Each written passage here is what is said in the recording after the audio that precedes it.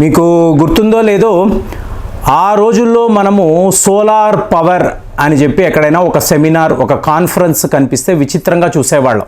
అంటే ఒక జర్మనీ అనండి, ఫిన్లాండ్ అనండి, అలాగే యూకే, ఈ పలానా దేశాల నుంచి ఎక్స్పర్ట్స్ భారతదేశానికి వచ్చి అసలు ఈ సోలార్ పవర్ అంటే ఏంటి, సోలార్ ఎనర్జీ అంటే ఏంటి, అంటే సౌర్య శక్తి, సో దీని గురించి వాళ్ళు మాట్లాడితే అలా విచిత్రంగా చూసేవాళ్ళం. కానీ చూడండి, మహాభారత కాలం నుంచి కూడా జీవనము అన్నప్పుడు అంటే జీవితము, జీవనము, జననం, సో వీటికి ఆధారము ఆ సూర్య భగవానుడే అని చెప్పి మనము రాసుకున్నాం. అంటే ఇప్పుడు కర్ణుడు పుట్టాడు అంటే సూర్య భగవానుడి ద్వారా అనేది మనము సింబాలిక్గా చెప్తున్నాం. అంటే జననానికి ఆధారము సూర్యుడే అని చెప్పి, అలాంటి ఒక దేశము ఈ సోలార్ పవర్ అన్నప్పుడు ఏమీ తెలియనట్టు, అంటే అసలు ఇదంతా చాలా విచిత్రంగా ఉందే, అడ్వాన్స్డ్ కంట్రీస్ వచ్చి మనకు నేర్పిస్తున్నారు, మనము నేర్చుకోవాలి, మనము కూడా ఈ సోలార్ ఎనర్జీ, సోలార్ పవర్ అంటే ఏంటో తెలుసుకోవాలి. ఇలాగ మాట్లాడిన మేధావులను ఎంతోమందిని నేను చూశాను. చూడండి, ఈరోజు అంటే నిన్నటికి నిన్న ఒక ప్రముఖ పత్రికలో వచ్చిన ఒక వార్త, ఇది ఎంత పెద్ద వార్త అంటే భారతదేశము జపాన్ లాంటి ఒక అడ్వాన్స్డ్ కంట్రీ వాళ్లను సోలార్ పవర్ జనరేటర్లో మనము ఓడించగలిగేమో. ఇవాళ world's third largest solar power generator is Bharat అని చెప్పి ఆ వార్త చూసినప్పుడు రియలీ షాకింగ్. సో మన దేశంలో ఉండే మీడియా రాశారా అంటే కాదండి, ప్రపంచ స్థాయిలో మీకు సోలార్ పవర్ మీద ఉండే థింక్ ట్యాంక్, మీకు ఎంబెర్ అంటారు. సో ఈ ఎంబెర్ వాళ్ళు ఒక డేటాను కలెక్ట్ చేసి స్టాటిస్టిక్స్ను తీసి భారత్ జపాన్ని సోలార్ పవర్లో ఓడించింది అని చెప్పి వాళ్ళు ఒక ఆర్టికల్ రాశారు. అంటే చూడండి, 2022, 2023లో మనము జపాన్ని ఈ ఆటో మార్కెట్లో, ఆటోమొబైల్ ఇండస్ట్రీలో ఓడించబోతున్నాము అని చెప్పి కథనాలు వచ్చాయి. అంటే మీరు ఒక టొయోటో అనండి, హోండా అనండి, ఇలాగా సుజుకి దిగ్గజ బ్రాండ్లు అండి, ఇలాంటి బ్రాండ్స్ మీరు ప్రపంచంలో ఎక్కడా కూడా చూడండి. ఇవాళ కూడా మొన్న ఒక మిత్రుడు టొయోటో కార్ కొన్నారు, ప్రేమ్ గారు ఒక రైడ్ వెళదామంటే ఎంత సాఫిస్టికేటెడ్గా, ఎంత అడ్వాన్స్డ్గా కనిపించింది అంటే, సో ఎలా చూసుకున్నా కూడా ఆటోమొబైల్ ఇండస్ట్రీలో జపాన్కి తిరుగు ఉండదు అని చెప్పి నాకు అనిపించింది. కానీ ఇవాళ ట్రెండ్ ఎంతలా మారిపోయిందంటే, ముఖ్యంగా యంగ్ జనరేషన్ వీళ్ళందరూ ఏం ఆలోచిస్తున్నారు, ఒక టాటానో, మహేంద్రానో, అలాగే మారుతి కార్లు కొన్నప్పుడు మనము మన సొంత దేశానికి సంబంధించి, అంటే దేశభక్తి అండి, అంటే లవ్ టువర్డ్స్ యువర్ కంట్రీ, నా దేశము, నా దేశములో ఉండే వాహనాలు, నా దేశంలో తయారయ్యే వాహనాలు నేను కొన్నాను అంటే చాలా గర్వంగా ఉంటుంది. సో దాంతో మనం ఏం చేసాము, లిటరల్గా జపాన్ని 2023లో జపాన్ని ఓడించాం. అంటే ఆటో మార్కెట్లో జపాన్ని ఓడించడము అంటే ఇదేమైనా మామూలు విషయమా?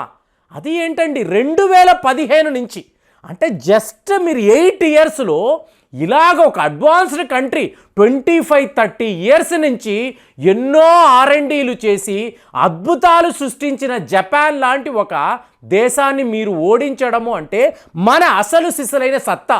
అసలు ఈ భారతీయులు తలచుకుంటే, చెయ్యాలని అనుకుంటే వీళ్ళు ఏ స్థాయికి వెళ్ళగలరు, దీనిని మనము ప్రత్యక్షంగా ఈ ప్రపంచానికి చూపిస్తున్నాం. సో ఈరోజు ఈ సోలార్ పవర్ జనరేటర్లో మనము జపాన్ని చిత్తుగా ఓడించేమో అని చెప్పి అక్కడ కథనాలు. అంటే ఇది ఏ స్థాయిలో ఉంది అంటే చూడండి, ఇప్పుడు మీరు ఆంధ్రప్రదేశ్ అన్నారు అనుకోండి, అనంతపూర్లో ఎటు చూసినా కూడా మీకు విండ్ మిల్స్ కనిపిస్తూ ఉంటాయి. అంటే ఎంత ఒక పొటెన్షియల్ ఏరియా అంటే ఎంటైర్ రాయలసీమలో మీరు ఇలాగా వీళ్ళు ఏం మాట్లాడుతున్నారు, సోలార్ పవర్ పార్కులు నిర్మించాలండి, ఇదే ప్రస్తుత వీళ్ళ ఆలోచన. సో అలాంటిది రాయలసీమలో మీరు ఎన్నెన్ని సోలార్ పవర్ పార్క్స్ నిర్మించవచ్చు. ఆ పొటెన్షియాలిటీ మీరు చూసారనుకోండి, మీరు ఆంధ్రప్రదేశ్ యొక్క స్ట్రెంగ్త్ని మీరు మామూలుగా తీసుకోలేరు. ఇప్పుడు తెలంగాణ అన్నారనుకోండి, సముద్రము ఉండదు, సో ఇది వీళ్ళకు ఒక మైనస్. కానీ అది ఆంధ్రప్రదేశ్ అన్నారనుకోండి, సర్వము అక్కడ దొరుకుతుంది, మీకు ప్రతిదీ కూడా అక్కడ ఉంటుంది. అలాంటిది మీరు ఎన్నెన్ని సోలార్ పవర్ పార్క్స్ పెట్టొచ్చు, జస్ట్ ఇమాజిన్ చేయండి. ఎందుకు ఇలా చెప్తున్నానంటే, గుజరాత్లో ఇదే పనిలో వీళ్ళు ఉన్నారండి. ఏమండి, జపాన్ని సోలార్ పవర్లో మీరు ఓడించడము అంటే అది 2015 తర్వాత జస్ట్ 8 ఇయర్స్లో ఉంటే ఇదే మామూలు విషయం కాదండి. ఇప్పుడు చూడండి, కావ్డా అనబడే ఒక ప్రాంతాన్ని చెప్తారు. ఎక్కడ? గుజరాత్లో. ఈ కావ్డా అనబడే ప్రాంతంలో మీకు అదానీ గ్రీన్ ఎనర్జీ అంటారు. ఏకంగా 1000 మెగావాట్స్ కలిగిన ఒక ప్లాంట్ అండి, ఒక పార్క్, సోలార్ ఎనర్జీ పార్క్. ఇది ప్రపంచంలోనే అతి పెద్దది. ఎందుకు ఇలా చెప్తున్నానంటే, పాకిస్తాన్ సరిహద్దులో మాట్లాడతాం చూసారా, మీరేం చేస్తారండి, మ్యాక్సిమం బ్యారికేడ్స్ వేస్తారు, లేదా ఈ ముళ్ళ కంచెలు నిర్మిస్తారు. వీళ్ళు ఏకంగా సోలార్ ప్యానల్స్ కలిగిన ఎక్విప్మెంట్ని ఒక బార్డర్ లాగా, పాకిస్తాన్ ఇండియా బార్డర్, అక్కడ ప్రపంచములో అతిపెద్ద సోలార్ పవర్ పార్క్ వీళ్ళు నిర్మిస్తున్నారు. రిన్యూవబుల్ ఎనర్జీ అంటే మనం ఈ ప్రపంచానికి ఒక మాట ఇచ్చాం, మాట అనేది మనము తప్పము. అలాంటిది ఏమన్నాము, 0 కార్బన్ ఎమిషన్ని మేము చేసి చూపిస్తాము.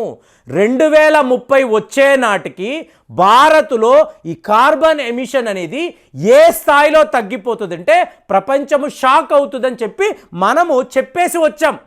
అదే మీరు ప్రపంచ దేశాలను చూశారనుకోండి, అగ్రదేశాలు, ఇవాళ రష్యా వాళ్ళు ఏం మాట్లాడుతున్నారండి, మీకు న్యూక్లియర్ మిలిటరీ డ్రిల్ అంటే ఈ అణుశక్తి ద్వారా మీరు మిలిటరీ డ్రిల్ నిర్వహిస్తే ఆ రేడియేషన్ని ఎవరు తట్టుకుంటారండి? ఐరోపా దేశాలు తట్టుకోగలరా? అంటే చిత్తశుద్ధి లేని శివ పూజ. COP26 అంటారు, మీకు 0 ఎమిషన్ ప్రోగ్రామ్ అంటారు, మీకు యునైటెడ్ నేషన్స్ అంటారు. ఇక్కడ మేము ఇంతంత పెద్ద నిర్ణయాలు తీసుకున్నాం, ఇవన్నీ వీళ్ళు మాట్లాడతారు. ఒక రష్యానో అమెరికానో ఇవాళ కూడా యుక్రెయిన్కి ఇన్నిన్ని ఆయుధాలు ఎవరిస్తున్నారు? అమెరికా వాడు ఇస్తున్నాడు. ఇజ్రాయెల్కి కావలసిన 30 బిలియన్ అమెరికన్ డాలర్స్ డబ్బు ఇవ్వడము, ఆయుధాలు ఇవ్వడము. ఇంతంత వెపన్స్, ఇంతంత కెమికల్స్ని మీరు వాడుతూ ఉంటే, మీకు ఇంతంత పెద్ద యుద్ధాలు చేస్తూ ఉంటే మీరా కార్బన్ ఎమిషన్ గురించి మాట్లాడుతున్నారు? ప్రపంచానంతా కెమికల్స్తో నింపేస్తున్నారు.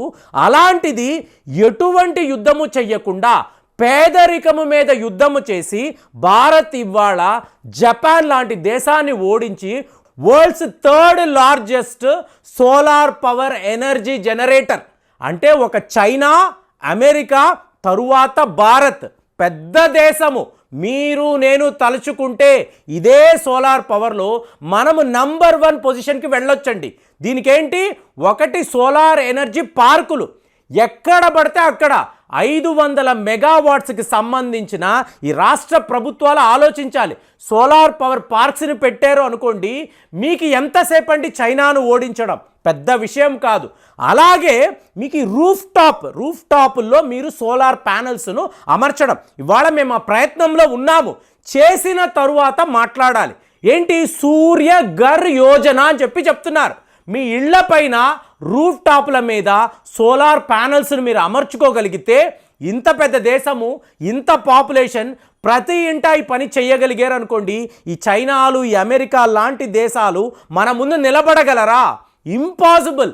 విత్-ఇన్ ఇయర్స్ మనం వాళ్ళని బీట్అవుట్ చేయగలము. ఎందుకు ఇలా చెప్తున్నానంటే 4.31 ట్రిలియన్ అనేది ఇవాళ జపాన్ యొక్క జీడిపి అండి. ఈ ఇయర్ ఎండ్ వచ్చే నాటికి 4.34 ట్రిలియన్ అమెరికన్ డాలర్స్ భారత్ జీడిపిని సాధిస్తుంది. ఇక్కడ కూడా మనము జపాన్ని ఓడించేస్తాము అనేది ఇవాళ డేటా చెప్తున్న నిజము. అలాంటి the world's largest solar power generator 3rd పొజిషన్లో భారత్ ఉండడము, దీనిని మీరు ఎలా చూస్తున్నారు? ఇది నాకైతే ఒక అద్భుతము, అమేజింగ్ ఫీట్గా అనిపిస్తుంది. మరి మీ భావన ఎలా ఉందో కామెంట్స్లో తెలియజేయండి. మళ్ళీ వచ్చే వీడియోలో కలుద్దాం. జై హింద్.